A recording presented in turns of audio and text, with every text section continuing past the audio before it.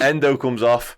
Yeah, we'll talk about him later. Stefan Bajcetic comes off. McAllister, Szoboszlai, Gomez on. And moments later, I don't think they really had time to sort of bed into the game, but moments later, we actually take the lead.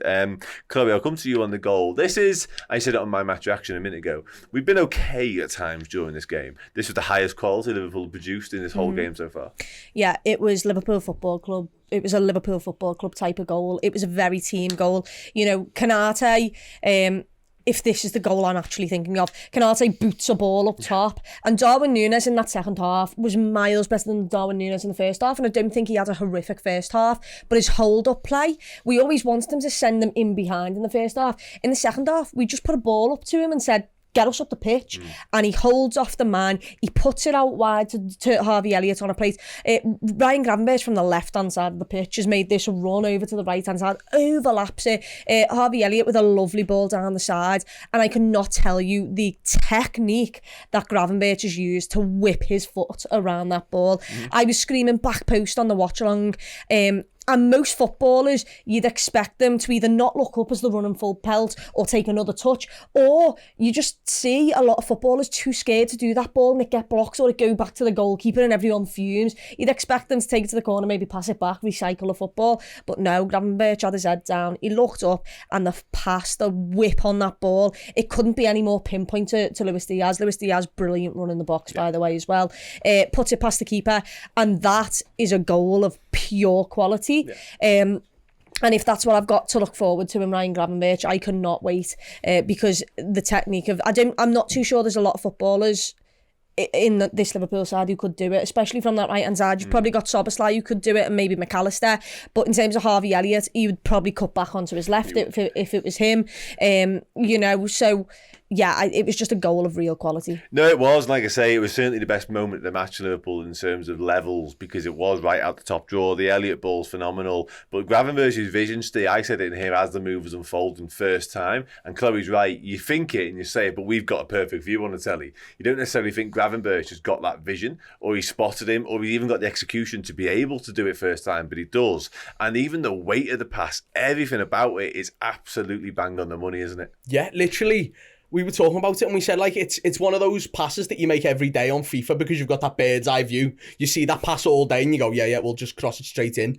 But you imagine running full pelt in the opposite direction to have the awareness to know not only where someone's going to be or making that run, but to be able to find them. That ball goes a yard either way, and the defender's onto it or the keeper's onto it. It has to be, as Chloe said, it's got to be pinpoint. Yeah. And he was exactly that. And to do it with his first touch as well. Yeah. I reckon we'd have all needed a hip replacement if that was any of us trying to do that, by the way. I'll back myself, but even the pace. Stop it, Dan.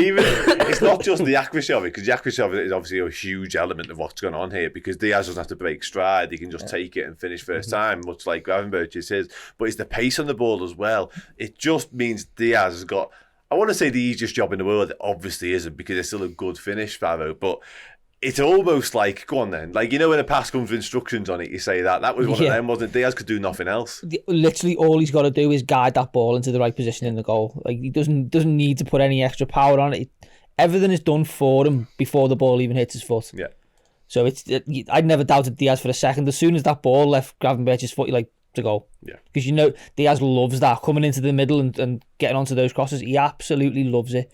And he'll take them all day. And that's just another one in the book for Diaz. It was very much, you can see that being a template for Liverpool goals going forwards. It's a Mane run as well. It was, yeah, exactly. Just about to say. Yeah, we've all criticised Diaz for not getting the numbers in previous seasons. I know he's injured a lot last year, but he's putting the numbers up this year.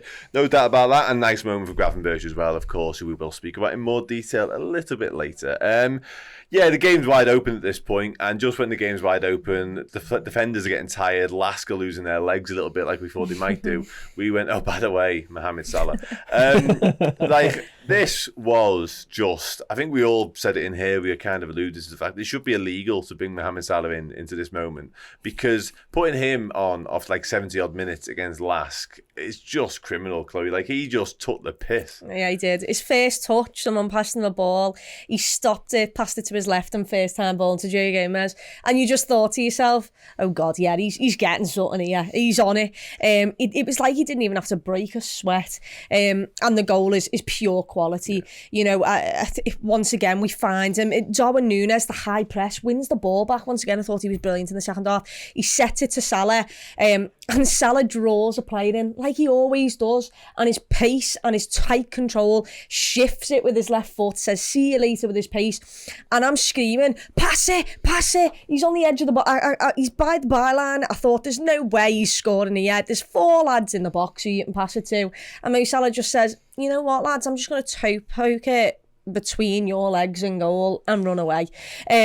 Yeah, just ridiculous from Mo Salah. The tight control is what completely made that goal. The finish is outrageous. You know, it was kind of Onana in goal there for a second, through his legs, and like he didn't even celebrate. He was just like, yeah, this is Lask on a Thursday night, lads. This is not really my competition. You know what, you're right though, because the celebration thing for me made me think, what's happened there? Like, have we not scored or Is something? he offside? You know what I mean? Yeah, he can't be offside. He just ran was through behind everyone. the ball, It yeah. was so weird. It was such an odd moment, but still, like, you have the final say on it, mate, because like we've kind of said there, Salah was just like, it was as if, like, we all know he's one of the best in the world, we're fully aware of that, but this was him coming on and going, by the way, I'm miles too good to be on this pitch, wasn't it? It was just a joke. It's an embarrassment of riches to be able to bring Mo Salah on that late into a game.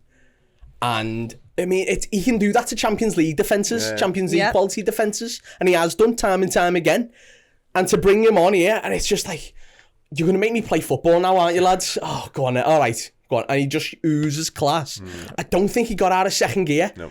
And he's absolutely had about 3 players on toast and slotted it through the keeper's legs and walked off slowly, as in like, I didn't want to do that. You made me do that. Ridiculous. And we're so lucky to have him, aren't we? You know what I mean? Well, as you say there, embarrassment of riches doesn't even cover it. If you can afford to drop Mohamed Salah into a game when you're already winning on a Thursday night in the Europa League, is just scandalous. Like, Jurgen Klopp must be rubbing his hands.